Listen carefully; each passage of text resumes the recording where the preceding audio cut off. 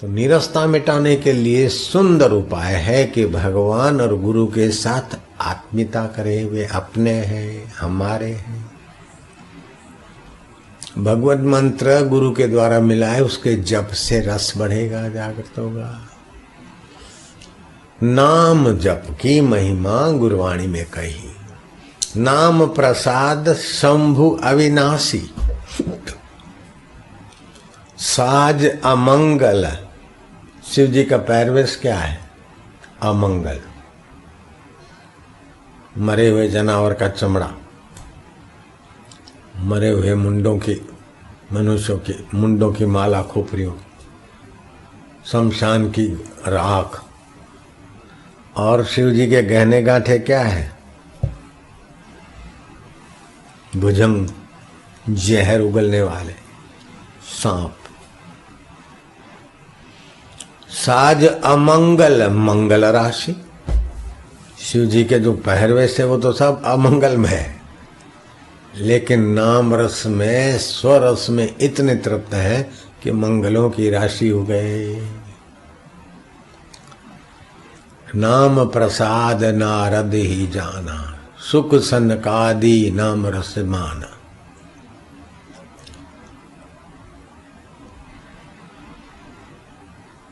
तो भगवान तो सबके हैं, लेकिन जो प्रेम रस से भगवान को आराधते उसी के भगवान सेवक बन जाते। अर्जुन भगवान के साथ इतना प्रेमा भक्ति का और जब भगवान नाम लेता था कृष्ण का कि कभी नींद में अर्जुन के रुमाटों से, श्वास से कृष्ण कृष्ण निकलता था। हनुमान जी का राम जी के प्रति इतना प्रेम था, इतना स्नेह था कि कितना भी कार्य आ पड़े कभी थकान नहीं लगती थी, क्योंकि प्रेमास्पद का कार्य। नहीं तो हनुमान जी जन्मजात ब्रह्मचारी, लंगोट के पके, और किसी की पत्नी खो गई, इसमें एमा मारू सु मने तो मंत्र आपो, हूँ तो मारे जिन घरे भजन करीश। ऐसे स्वार्थी हनुमान जी होते हैं तो इतना जीवन हनुमान जी का विकसित नहीं होता। न स्वार्थी थे न पलायनवादी थे।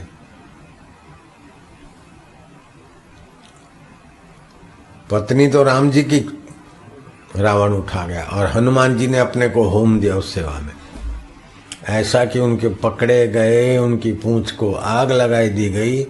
फिर भी हनुमान जी ने ये नहीं कभी सोचा या कहा कि हाय रे मैं कहाँ झंझट में पड़ा, मारे शू आ रीते मारे राक्षसों साथे वेर लेવાની શું જરૂર છે? બૈરી એમ નહીં ગઈ અને મારે આવે તાણાઈ મારવાનો, આપણે તો માળા કરો એકાંતમાં જઈને રામ રામ કરીશું तो राम जी विफल हो जाते। मैनाक पर्वत ने देखा कि इतनी बड़ी समुद्र लांघने की यात्रा करके हनुमान जी थके होंगे, तो मैनाक पर्वत समुद्र से बाहर निकला कि मुझ पर रघुकुल की कृपा है, रघुवंशियों ने मेरे को मदद की है। काश रघुवंशियों की सेवा करने तुम जा रहे हो, मैं समुद्र से बाहर आया हूँ, मुझ पर थोड़ा विराम करो। तो हनुमान जी ने क्या कहा? आराम करने के लिए उतरा नहीं, आकाश में हनुमान जी खड़े रहे। मैनाक पर्वत पर पैर नहीं रखा, बोले नहीं नहीं मुझे थकान नहीं है। राम काज बिन कहाँ विश्राम, राम जी का कार्य करने निकला हूँ, विश्राम की क्या जरूरत है। तो प्रेमी को प्रेम रस में इतना छका रहता है कि कार्य की थकान भी ज्यादा नहीं होती। खैर शरीर को थोड़ा बहुत आराम देना पड़ता है, वो देते होंगे, दिया होगा, फरियाद नहीं होती। मेरा स्वभाव, मेरी प्रकृति ऐसी थी कि मैं नर्मदा किनारे एकांत गुफा में रहता था, अपने हाथ से भोजन बनाता, अनुष्ठान करता। तो जब तक मालाएं पूरी नहीं हो तो मैं सोता नहीं था, और संख्या ज़्यादा थी तो माला करते करते रात्रि के 10, 11, 12, 1 बज जाता था। तो नींद ना आ जाए तो फिर शिव मंदिर के पीछे पीछे चौक में घूमते घूमते भी अपना नियम कर लेता। और मेरा अनुष्ठान बढ़िया हुआ है तो आज ऐसा हो तो जैसा मन में सोचता तो ऐसा, मंदिर में जाता तो शिव जी के निर्माल्य गिर पड़ता, पार्वती जी के श्रृंगार से कुछ फूल या कुछ चीज गिर पड़ती तो ये शुक्र माना जाता है कि देव आपकी पूजा या आपके साधन भजन पर प्रसन्न है, ये संकेत माने जाते। तो ऐसा सुंदर माहौल था और गुफा भी मिली हुई थी, किसी ब्राह्मण की थी, और नर्मदा का किनारा व्यू दिखता था। फिर गुरुजी के पास गया और गुरुजी के पास किसी डीसा के कॉरपोरेटर था डॉक्टर, उसने कोई जमीन खाली पड़ी होगी सरकारी, उस पर अपना दवाखाना खड़ा कर दिया। जब विरोध पक्ष का उछाला हुआ और उसका गला घुटा तो उसने रातों रात उस पर लिख दिया साईं लीलाशाह आश्रम। अभी भी बना हुआ, तो मरीजों की पट्टियां धोने के लिए वो कमरा फमरा ऐसे ही बना हुआ है। और भागा बम्बई में आया, कोई साधक दो बापू आपके नाम का आश्रम बनाया। तो मैं बापू के चरणों में गए तो दूसरे लोगों को ये लगा कहीं ये आगे ना आ जाए, तो हमारा नाम दे दिया। तो बापूजी ने कहा अच्छा इनको ही भेज दो। एक दिन 2 दिन नहीं, झूपड़पट्टी के बीच टेकरे पे अभी भी है उड़ीसा में वो जगह, तो झूपड़पट्टी के बीच उसने जो बना दिया दवाखाने के लिए, क्लिनिक खोलने के लिए, उसको फिर आश्रम कर दिया। तो उसको अपनी इज्जत बचाने के लिए जलता घर कृष्ण अर्पण, तो हमको भेजा गया। तो उसका मामला जब थोड़ा शांत हुआ तो फिर वो हमको भगाने के लिए उसने सारे साज चलाए, हम वहाँ से चले जाएं। और हमको अच्छा भी नहीं लगता था झुपड़पट्टी के बीच।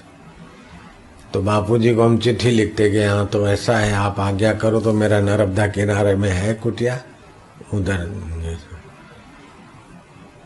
तो उत्तर आता कई दिनों के बाद कि वहीं रहो। फिर लिखता कि ये ऐसा ऐसा करते हैं, इनकी मर्जी नहीं है, इन्होंने तो ये बचाने के लिए ऐसा ऐसा स्टंट किया, वो किया है। थोड़ा विस्तार से नहीं लिखते थे मर्यादा में।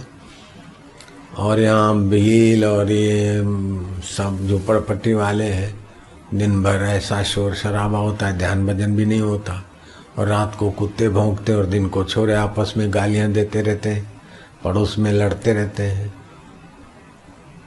तो बापूजी की चिट्ठी आई कि कुत्ते भौंकते तो क्या है, ओम ओम बोलते ऐसी भावना करो, और वो गालियां देते तो आकाश में जाती। 1 दिन 2 दिन नहीं 7 साल हमने गुजार दिए। तो गुरुदेव के प्रति प्रेम था तभी मेरे में 7 साल गुजारने की ताकत, नहीं तो उन दिनों में मैं रोज के 10-15 तोला सोना कलेक्ट कर सकता, कमा के खरीद करके रख देता। ऐसे दिन थे। और डीसा और अहमदाबाद क्या अंतर रहता है। गुरु जी की आज्ञा हो गई, डीसा आ गए रहे, लेकिन हमको अच्छा नहीं पाया, साधन भजन नहीं होता अपना, तो चले जाते नर्मदा किनारे। तो गुरु जी थोड़े रोकते थे, मैं तो शादीशुदा भी था, सब कुछ था, लेकिन प्रेम था गुरु की आज्ञा के प्रति, गुरु के प्रति और भगवान के प्रति, तो हम बच गए। अगर गुरु के प्रति आज्ञा पालने के प्रति प्रेम नहीं होता तो हम डीसा छोड़ के नर्मदा किनारे जाते। तो नर्मदा किनारे तो कई लोग अभी भी भटक रहे। कुछ लोग आध्यात्मिकता के रास्ते तो चलते हैं, वेदांत की पुस्तकों को, धर्म के ग्रंथों को चाट डालेंगे, मंदिरों में, मस्जिदों में, चर्चों में सिर पटक डालेंगे, लेकिन वासना का क्षय और निर्वासनिक नारायण के तरफ नहीं आए तो किताबें पढ़ लो, मंदिरों में यात्रा कर लो। तो गंदी आदत अगर आदमी अपने साथ रहकर मंदिर में भी रहता है तो मंदिर का माहौल गंदा करता है, अपने को सुधारता नहीं। इसीलिए जब तक मनुष्य अपनी गलती अथवा अपनी नीरसता असली साधन से नहीं मिटाने को तैयार है, तब तक दुर्भाग्य का अंत नहीं होगा। आदत कपट की, लोपरीबाजी की है तो मंदिर का देवता क्या करे। इससे तो ज्यादा जागृत देवता खतरनाक होता है, गुरुदेव। मंदिर का देव तो या तो ब्रह्मा होगा, या तो विष्णु होगा, या तो महेश्वर होगा। लेकिन गुरुदेव तो गुरु ब्रह्मा, गुरु विष्णु, गुरुदेवो महेश्वरा, गुरु साक्षात पर ब्रह्म तस्मै से गुरुवे नमः। तो नमः नमः।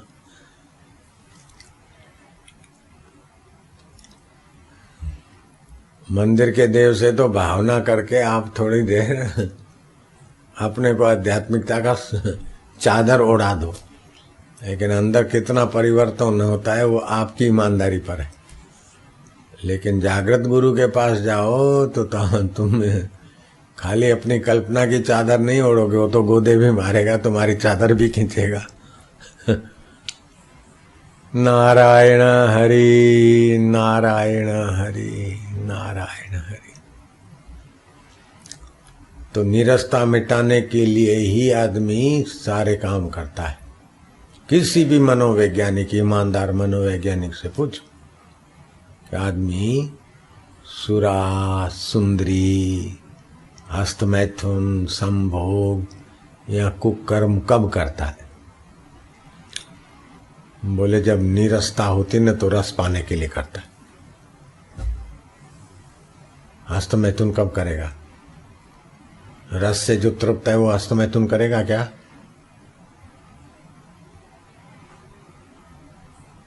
है सत्यानाश वाला कार्यक्रम, लेकिन वो रस पाने के लिए करता है, फिर भले तबाह हो जाए। शराब पीता है तो जड़ता लाने वाला, लेकिन रस के लिए। तो नीरसता मिटाने के लिए जो नीच साधन का उपयोग करते हैं वे नीच गति को पा लेते। बल, बुद्धि, तेज, तंदुरुस्ती, प्रभाव, स्वभाव सब नाश हो जाता। तो नीरसता मिटती है रस से। तो अनुचित साधन से नीरसता मिटाते हैं तो दुर्गति जाते हैं, और उचित साधन से नीरसता मिटाकर परम रस पाते। तो नीरसता मिटाने का 3 है। एक औदार्य से नीरसता मिटती, दूसरी कर्म योग से नीरसता मिटती है, तीसरी प्रेमा भक्ति से नीरसता मिटती है, और चौथी तत्पर साक्षात्कार से सदा के लिए नीरसता मिट जाती।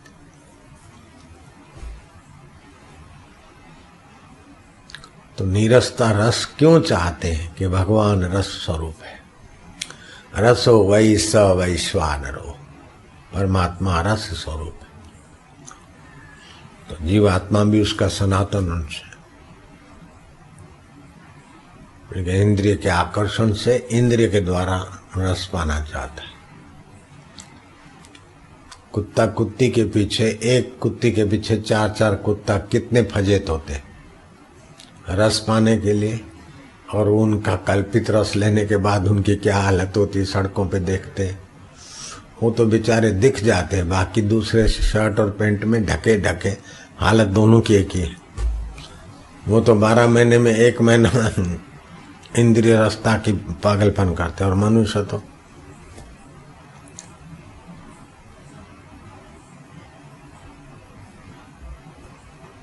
इसीलिए मनुष्य को सत्संग नहीं मिले तो उन बेचारे प्राणियों से भी, पशु पक्षियों की अमुक ऋतु होती तभी वो गलती में पड़ते, बेकारों में।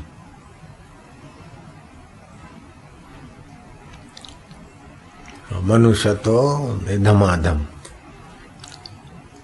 तो बिना सत्संग के, बिना संयम के मनुष्य अपने आप के लिए और समाज के लिए जितना खतरनाक हो जाता है उतना पशु नहीं होता। और वही मनुष्य अगर सत्संग मिल जाए तो अपने लिए, समाज के लिए, विश्व के लिए और परमात्मा के लिए इतना अच्छा हो जाता है कि पशु तो क्या, लाखों मनुष्य भी कुछ नहीं। कितना बड़ा ऊंचा प्लेटफॉर्म है। अगर नीरसता मिटाने के लिए बेईमानी, कपट, विकार या लोभीबाजी के तरफ जाता है तो अपने लिए, समाज के लिए, देश के लिए खतरनाक साबित। अगर औदारी रस के तरफ जाता है, शांत रस के तरफ जाता है, भगवत रस के तरफ जाता है, तत्व रस के तरफ जाता है तो अपने लिए, समाज के लिए महान पुरुष हो जाता है। गांधी जी में औदार्य रस था, निष्काम कर्म योग रस के रास्ते गए। वही गांधी थे पहले, एक दिन पत्नी से अलग नहीं रह सकते थे। पिताजी की मृत्यु हुई तो मैं पत्नी के बिस्तर पे था। ऐसा ईमानदारी से लिखने वाले गांधी जी। एक बार संकल्प कर लिया, व्रत ले लिया, तो फिर संयमी बनकर सेवा में लग गए। तो औदार्य रस आया तो काम रस छूट गया। चलो बैठे ऑफिस में, जरा पत्नी से बातचीत कर ले। अरे मैंने ऐसा कह दिया, ऐसा सुना दिया।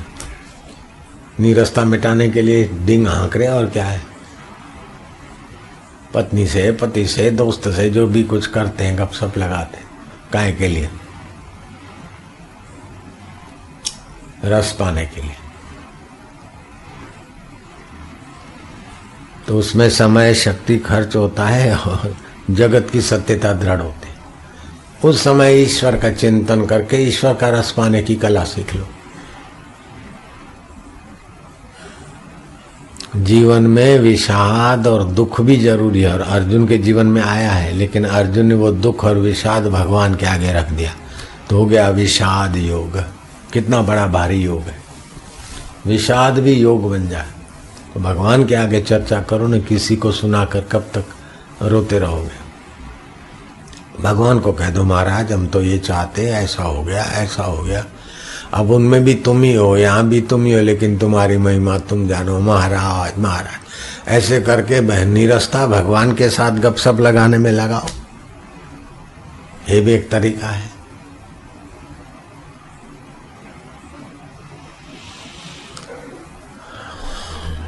पानी का घूंट भर लो, थोड़ा कूदो फांदो, रो हंसो, नीरसता मिटेगी। कितनी भी नीरसता है और काम विकार सता रहा है, घूंट पानी पियो, कूदो फांदो, हास्य करो, काम विकार की कमर तोड़ प्रोग्राम से रक्षा हो जाएगी। किसी के चुगली करके रस पाना चाहते हैं तो ठाकुर जी के आगे बोलो। महात्मा लोग तो विलक्षण होते हैं। एक व्यक्ति था, बोले महाराज मेरे को तो चुगली करने के बिना मजा नहीं आता, मेरी आदत पड़ी। बोले बस तो महाराज आप और जो भी कहो मैं मानूंगा, लेकिन ये चुगली करने का मेरे से नहीं छोड़ा। दूसरा आया, बोले महाराज और तो सब छोड़ सकता हूँ, लेकिन मैं झूठ बोलना नहीं छोड़ सकता। बोले तो झूठ खूब बोलो, हम मना नहीं करते, मेरी एक बात मान लो। बोले महाराज फिर तो 10 मानूंगा, झूठ मत छुड़ाना। दूसरे ने कहा चुगली मत छुड़ाना। महाराज ने कहा ठीक है। तो ठाकुर जी का सिंहासन सजाओ, भगवान राम जी विराजमान है, सीता जी हैं, लक्ष्मण है, सेवा पूजा करो। और फिर जब भी मौका मिले तो उनको सुनाओ गपशप झूठ बोल के। ऐसे बंडल मारो, ऐसे बंडल मारो कि ठाकुर जी को हंसी आ जाए। और तुम बंडल लगाओगे न, गप लगाओगे, फिर ठाकुर जी को देखोगे न तो मुस्कुराते हुए मिलेंगे, तुम पर खुश हो जाएंगे। ठाकुर जी गपशप से भी थोड़ा विनोद करते न। राजा थे, राम राजा है, कृष्णचंद्र जी भी राजाधिराज है। ठाकुर जी को गपशप सुनाओ, ठाकुर जी के आगे चुगली करो।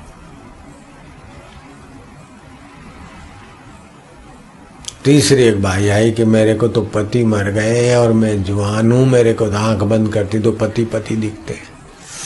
मैं तो भगवान का भजन नहीं, मेरे को पति दिला दो। अब वो तो शमशान में उसकी हड्डियां आई, गंगा जी में चली गया, पति दिला दो। बोले तेरे को पति दिला दें, वो कर दें, लेकिन तो ये सब हो जाएगा, लेकिन तू पहले हमारी बात तो मान।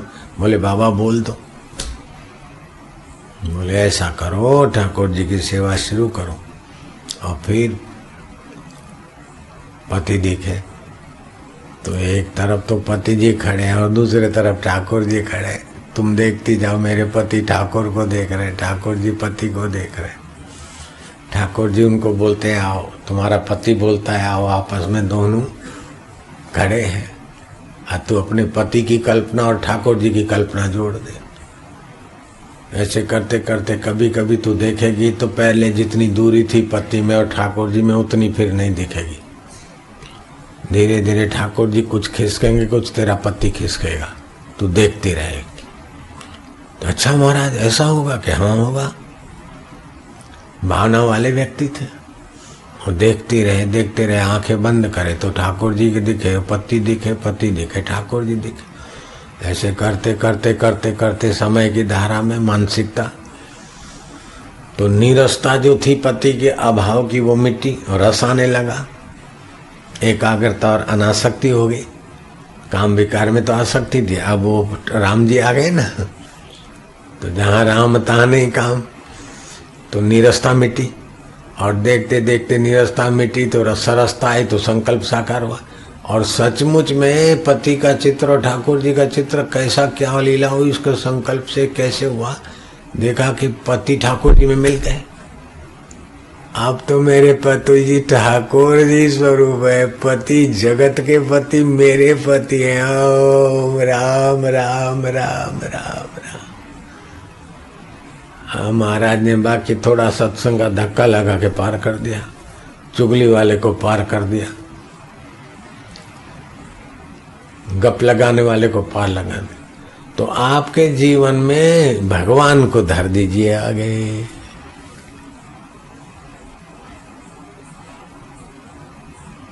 पति पत्नी में इसमें उसमें निरस्ता आएगी, झगड़ा आएगा तो कर देना कि रस स्वरूप तुम हो और हम उधर रस खोज रहे थे। बड़ी कृपा की आपने महाराज, ये जेड़ा जटा करा के हमको निरस्ता से बचाने की कृपा कर रहे हो। अब तुम्हारा रस कब मिले महाराज। ओम हरि गोविंद गोपाला माधव। रस स्वरूप हो, लेकिन यहाँ मैं निरस्ता मिटाने के लिए भटक रहा था महाराज, हम कुछ तो दया करो। हे रस स्वरूपा, हे प्रेम स्वरूपा, हे माधुर्य रूपा, हे आनंद रूपा। अब तुमसे रस लेने की अक्कल नहीं है और वहां रस नीरसता में रस लग रहा है। अब ऐसी बुद्धि हो गई महाराज, बुद्धि रहती तो हृदय में काम करती है, हमें खोपड़ी पीछे। अब क्या करूं महाराज, इसीलिए जरा सा लगा दो मेरे को टपली। ओम ओम ओम ओम ओम ओम। बुद्धि बदले कुछ महाराज, बुद्धि बदले न बदले मैं तो बदल जाऊं। अब मैं बदल जाऊंगा तो बुद्धि तो अपने आप बदलेगी। अब मैं अपने आप को नहीं बदल सकता हूं, तो अपने आप को आप नहीं बदलोगे तो दूसरा कौन आके बदलेगा।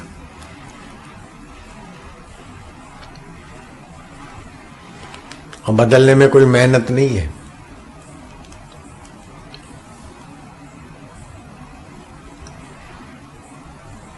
आप अपने को अहमदाबाद के मानते हो, दिल्ली रहने गए, भाई दिल्ली वाले हाथ ऊपर करो, दिल्ली वाले हो गए। लड़की है मायके वाली, शादी हो गई, बोले अब जो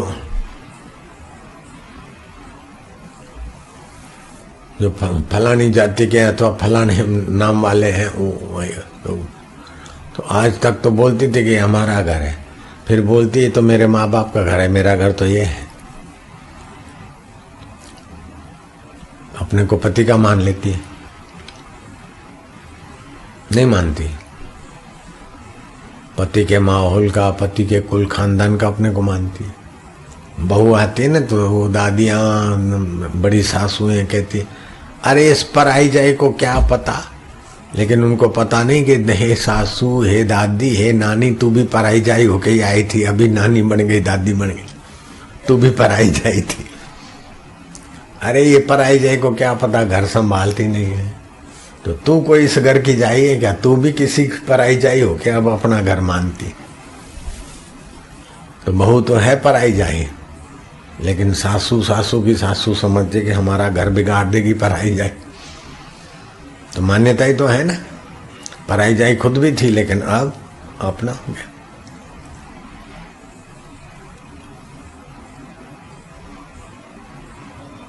मान्यता को बदल दो।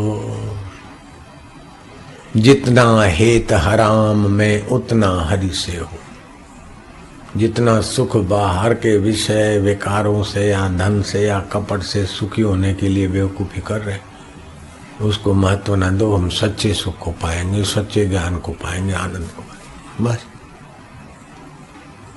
निरस्ता मिटाने के लिए भगवान का नाम चलते फिरते रस आने लगेगा। जितना हो सके ईमानदारी से, तत्परता से सेवा करो। कोई लोभ के लिए, कोई काम के लिए, कोई अपन ईश्वर के लिए करे। न दैन्यम न पलायनम, विषय विकार सुविधा की दीनता भी नहीं, और भगवत भक्ति और सत्कर्म सेवा कार्य से पलायन भी नहीं। हनुमान जी देखो कितने तत्पर रहे, लक्ष्मण कितने तत्पर थे, राजा जनक कितने तत्पर थे, ज्ञानी थे, दशरथ कितने तत्पर थे, प्रेमी भक्त थे, हनुमान जी कितने तत्पर थे, राम तीर्थ कितने, विवेकानंद कितने तत्पर थे, शिवाजी महाराज कितने तत्पर थे, ज्ञान भी पा लिया और कितना गुरु की आज्ञा मान के कितना सेवा कर ली। महाराष्ट्र इतना दुश्मनी झेलते हुए भी, नहीं तो उनको क्या है, 2 रोटी खाते आराम से भजन करते, कहे को दुश्मनी मोल लिया। नहीं, शिवा को गुरु ने आज्ञा कि बेटा ऐसा हो रहा है, लग गए तो लग गए। एक बार ही कहा समर्थ ने, जीवन भर लगे। मेरे को गुरु जी ने एक बार ही कहा कि रजो तुम गुण बढ़ गया, लोग ऐसा हो गया, जरा तुमको मिला, बस हो गया। मैं तो लगा और मेरे संपर्क में जो भी आता है मैं भी उनको भी लगाता हूँ। ऐसा नहीं कि गुरु जी रोज रोज बोले कि ये करो ये करो, ऐसा नहीं। एक बार गुरु जी ने कह दिया, संकेत कर दिया, हो गया बस।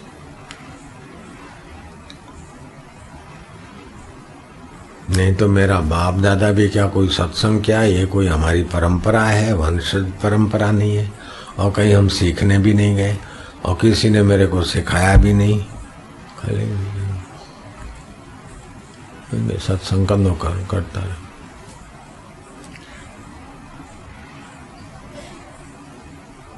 तो सत्संग करने की आज्ञा दी तो खाली सत्संग ही करूं बस, मैं दूसरी सेवा क्यों करूं? मेरे को तो गुरु जी ने कहा सत्संग करो, दूसरी सेवा क्यों करो? ऐसा नहीं है। उनका गुरु जी ने सत्संग में सेवा आ गई तो कई अवान्तर सेवा मैं नहीं कर रहा हूँ क्या? तो रंग रोगन लगा के 1-2 घंटा इधर उधर सेवा करके बोले हमारी ड्यूटी पूरी हुई, तो विकास नहीं होगा ना। रंग रोगन करके टिप टाप बन के आप आगे खड़े हो गए तो उससे सेवा क्या होगा? ये तो रंग रोगन वाला फैशन वाला व्यक्ति बन गए। सेवा में तत्परता नहीं रहेगी, राग द्वेष बना रहेगा। तो ये उम्र जुआनी है, विकास की है। ईश्वर के लिए तड़फ नहीं और सेवा में तत्परता नहीं तो भविष्य कैसा होगा? जैसे और लोग इधर उधर सुविधा में जी के मर जाते रंग रोगन में, फिर जन्मते रहते मरते रहते, ऐसे ही होना पड़ेगा फिर। इसीलिए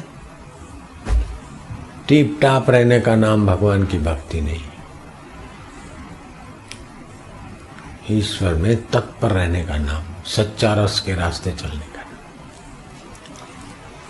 कोई कुछ भी नहीं देखे, कुछ भी नहीं कहे, फिर भी दुष्कर्म का फल हमारे हृदय में डर, धड़कन, हालत पैदा होती। जब पाप कर्म का फल मिलता है तो किसान अगर न भी चाहे तो भी उसको खेती बुआई कर दे तो खेती फलेगी कि नहीं फलेगी? हो सकता है कि किसान बो के आए और खेती ना भी फले, लेकिन यहाँ तुम कर्म करो और नहीं फले, ऐसा नहीं होता। मनुष्य लोक में कर्म करे तो उसका फल होता है। जो परमार्थिक उन्नति करता है उसके लिए ऐहिक उन्नति नंदनवन बन जाती। जैसे जनक ने परमार्थिक उन्नति की तो ऐहिक उन्नति, कितना सुंदर राज्य। शिवाजी ने परमार्थिक उन्नति की तो ऐहिक उन्नति में भी कितना बड़ा बहादुर राजा बन गया। हमने परमार्थिक उन्नति की तो ऐहिक उन्नति में क्या, हमारा सेवा कार्य में क्या कमी, हमारे सेवा कार्य में क्या अड़चन आती तो अपने आप भाग जाती अड़चन। लेकिन आध्यात्मिक उन्नति को छोड़कर ऐहिक उन्नति में लगते तो दोनों तरफ से गया। एकाग्रता और अनासक्ति। विवेकानंद बोलते थे अगर मुझे फिर से पढ़ना पड़े तो 2 पाठ पढ़ूंगा, एकाग्रता और अनासक्ति।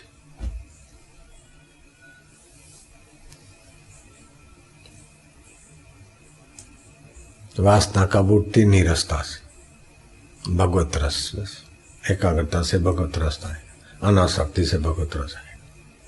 सब एक दूसरे से जुड़ी हुई कड़ियां हैं।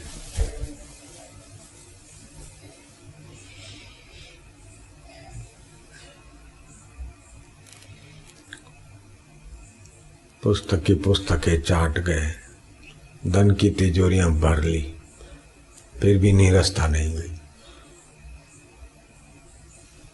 अखबारों में फोटो छप गए, फिर भी निरस्ता नहीं गई। मकान बन गए, मन चाहे पति पत्नी सब आ गए, फिर भी फरियाद और निरस्ता नहीं गई। सारी अक्ल लगा दी, फिर भी निरस्ता नहीं गई। निरस्ता मिटाने के लिए सुबह से रात तक भटक भटक के थक के मर जाते, फिर सुबह वही चालू हो जाते, अंत में थक के मर जाते। और मरते मरते भी वो निरस्ता उखलती रहती कि ये नहीं हुआ, ये नहीं हुआ, इसका ख्याल करना, उसका ख्याल करना, ये जरा पूरा करना। हम तो जन्म जन्म एक दूसरे को मिलते रहे, हमारे पति पत्नी का जन्म जन्म एक का साथ न छूटे। तो जन्मोगे तो फिर मरोगे कि नहीं मरोगे, बूढ़े होगे कि नहीं होगे।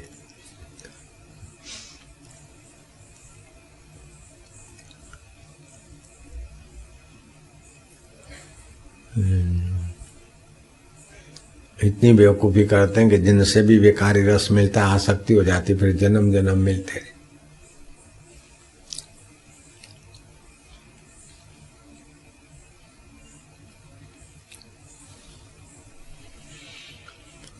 नारायण नारायण नारायण। देवी देवता जो देंगे वो स्वर्ग तक की कोई चीज का आशीर्वाद देंगे, भोग कर फिर गिरो। लेकिन गुरु देंगे तो फिर देवी देवता भी तुम्हारे को देखकर प्रसन्न हो जाए, तुम्हारा दर्शन करके अपना भाग्य बना ले। इतने आत्मा परमात्मा को पाने का महत्व है।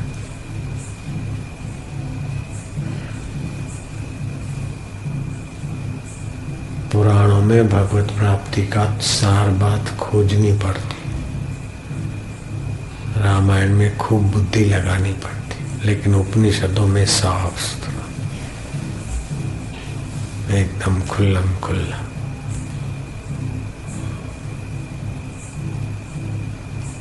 लौकिक व्यवहार में तो अगर सकामता है तो नश्वर चीज की प्राप्ति की वासना बढ़ते बढ़ते लोभी हो जाएगा, कामी हो जाएगा, क्रोधी हो जाएगा, मोही हो जाएगा और विकारों का खिलौना बन जाता है। जिनको भौतिक वासना है उनके संपर्क में साधक को बड़ा सावधान रहना पड़ता।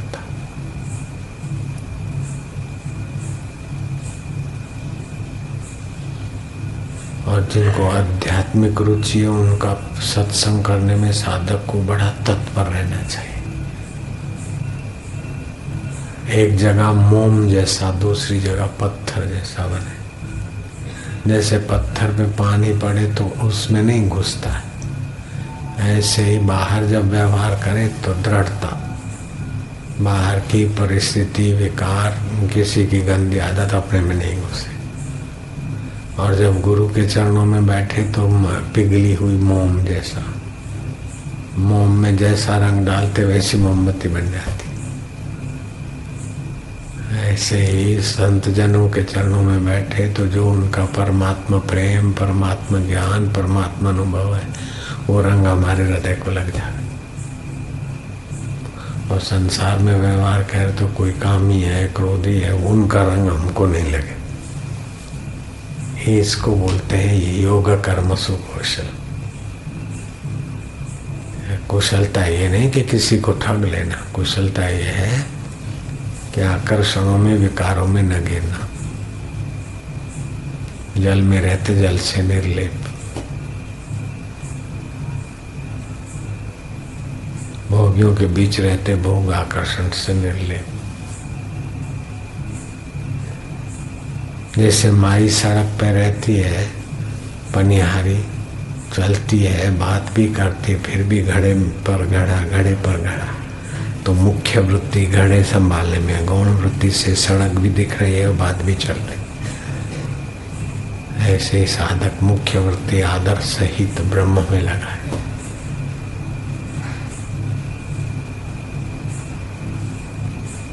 और व्यवहार जब करे तो बराबर तत्परता से करे। हे राम जी सूरमा होकर युद्ध कर, युद्ध जैसा घोर कर्म, सूरमा होकर युद्ध कर, लेकिन हृदय में शीला की नहीं।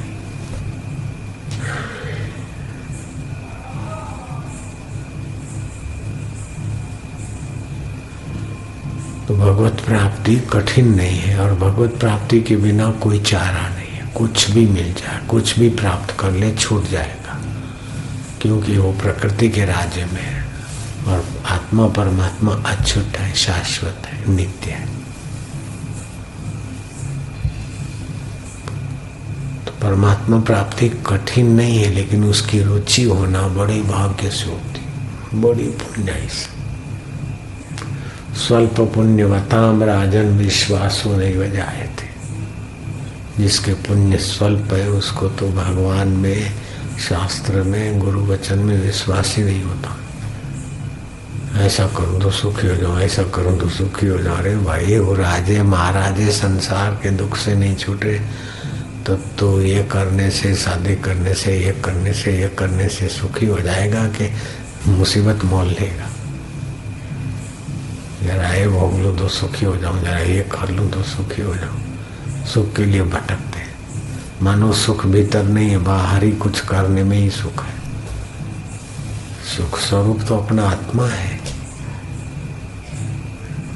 कर्म का फल परहित के लिए और अपना परमात्मा अपने लिए।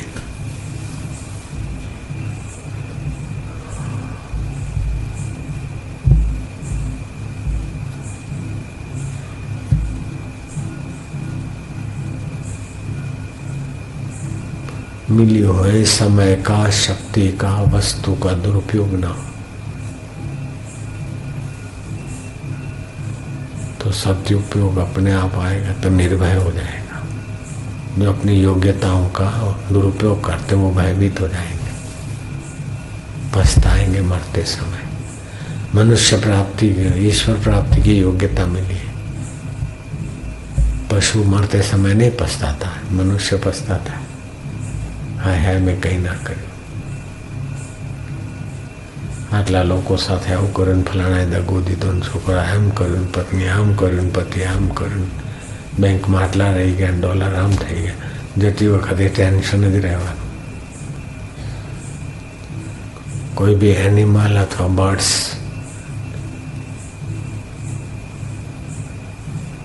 એક્સપાયર થાય તો એને ટેન્શન નહીં હોય, એ પશ્ચાતાપ नहीं થાય.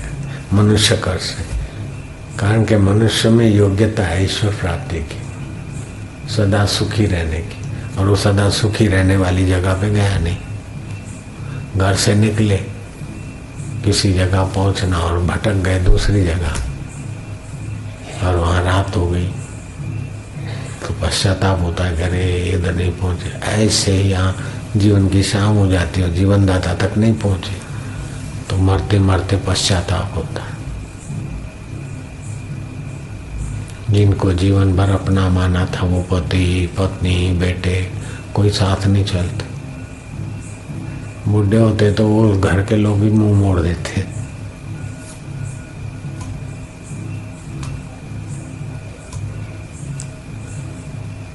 नारायण हरि नारायण. तो क्या करें, वासुदेव सर्वमिति.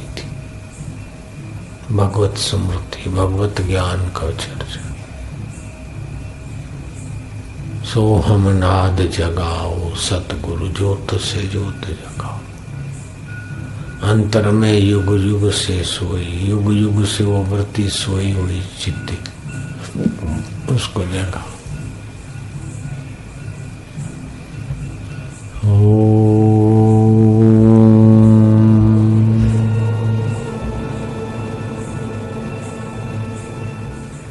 जिसको हम कभी छोड़ नहीं सकते और जो हमें कभी छोड़ नहीं सकते, उसका नाम परमात्मा है. तो दो प्रकार की प्रगति होती है. एक तो आदि भौतिक और दूसरी आध्यात्मिक। आदि भौतिक जो भी प्रगति है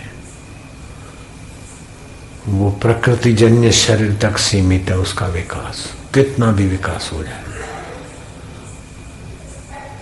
शरीर तक सीमित है आदि भौतिक प्रगति। और आध्यात्मिक प्रगति स्व की प्रगति है। तो शरीर प्रकृति का है तो बाहर की कितनी भी उन्नति हो जाए तो पर की उन्नति हुई, और आध्यात्मिक उन्नति स्व की हुई। समाधि भी करेंगे तो योग्यता आएगी, सामर्थ्य आएगा, लेकिन आएगा पर के राज्य में, प्रकृति के राज्य। विश्वामित्र के पास ऐसी शक्ति आई कि त्रिशंकु को स्वर्ग से गिरते देखा और तत्रैव तिष्ठ, वहीं रुक जाओ, तपोबल से रुक गए। लेकिन वशिष्ठ जी के स्व के सत्संग के आगे विश्वामित्र की तपस्या बौनी होगी। तुकाराम महाराज ने आखिरी में कितनी ऊंची अनुभूति की बात कही। जगत में सर्व प्रकारे सुखी कौन आहे, मना तुम शोधो नहीं पाए। उस महासंत ने गहरी यात्रा करते करते आखिर खोजा, दृष्टि ज्ञानमयी कृत्वा पश्येत हरिरेव जगत। आकृति में मत उलझो, प्रकृति में मत उलझो, विकृति में मत उलझो। आकृति प्रकृति विकृति जिसकी सत्ता से आके बदल जाती वह परमात्मा है। और जीवन ऐसा नहीं है कि आप साधु बन गए अथवा आप कुछ हो गए तो जीवन में कोई समस्या नहीं आएगी अथवा आपके साथ कहीं अन्याय नहीं होगा। ये न्याय अन्याय समस्या और सफलता ये तो प्रकृति के राज्य में खेल होता ही रहेगा। लेकिन आप अपने से अन्याय ना करो, जीते जी मुक्त रहो। परिस्थितियों का प्रभाव, अन्याय तो कोई आपसे करे और परेशान आप रहे नहीं, तो न्याय कैसे पाए? न्याय पाने का तरीका होता है, कभी कुछ वक्त का इंतजार करना पड़ता है, कभी रजुआत के द्वारा मिलता है, कभी दूसरे सात्विक उपाय के द्वारा मिलता है। और न्याय अपने साथ अन्याय नहीं हुआ तो बाहर कितना भी अन्याय हो जाए, मंसूर सुकरात के आगे, फिर भी वे दुखी नहीं हुए। और हमारे साथ कितना भी अच्छा सलूक रहे, फिर भी हमने अगर अपने साथ अन्याय किया तो हम फरियाद करते रहेंगे, ऐसा हो गया, ऐसा हो गया, ये हो गया, वो हो गया, वो हो गया। इसी का नाम तो दुनिया है बेटे।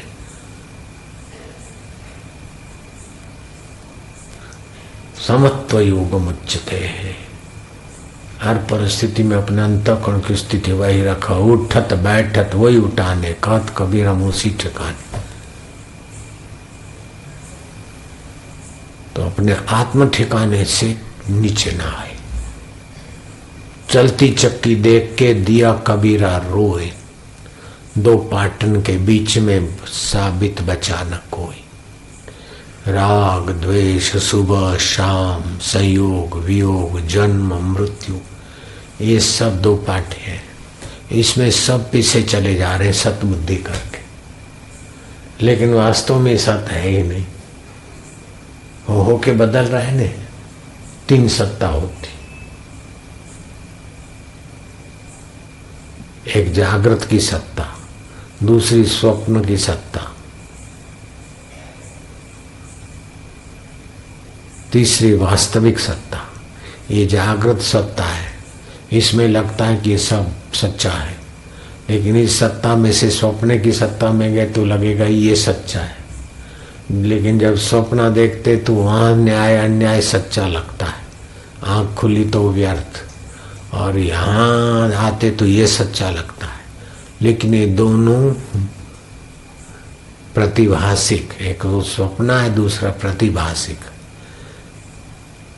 वास्तविक सत्ता नित्य है, वो परमात्मा सत्ता है।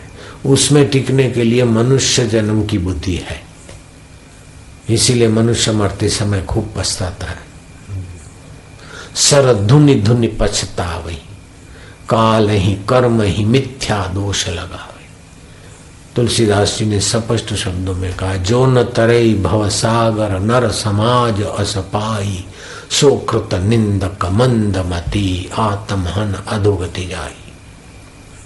वो कृतघ्न है, निंदनीय है, मंदमती है, आत्महत्यारा है, अधोगति को जाएगा। अधोगति क्या है? नीच योनि में जाना भी अधोगति है। और फिर से जन्म लिए और माँ के गर्भ में आए, गर्भ नहीं मिला तो नालियों में बहा, तो क्या उर्धगति हो गई क्या? और ये तो नास्तिक को भी मानना पड़ता है कि गर्भ नहीं मिला तो वो जीव नाली में बहता है, गटर में जाता है। मेरे 2 भाई हैं, लेकिन कैसे वे मेरे पिता के शरीर से पैदा हुए, तो और कई मेरे भाई नाली में बह गए, ये मुझे मानना पड़ेगा। मेरा 2 बेटा है तो और कई बेटे मेरे बह गए, ये मुझे मानना पड़ेगा। चाहे मैं ईश्वर को मानूं चाहे ना मानूं, लेकिन इस व्यवहार को तो मानना ही पड़ेगा। तो जहाँ जन्म है वहाँ षड विकार भी है, जन्मता है, बढ़ता है, रुग्ण होता है, विकार होता है, वृद्धत्व आता है और मौत होती है। ये षड विकार वाले शरीर के साथ जब तक मैं मेरा बना रहेगा, तब तक प्रकृति के राज्य में भटकता रहेगा, बंधन में पड़ा रहेगा। और इस शरीर की सत्ता जिससे है उसके तरफ मुड़ गया तो मौज हो गई, परमात्मा के राज्य में पहुंच गया,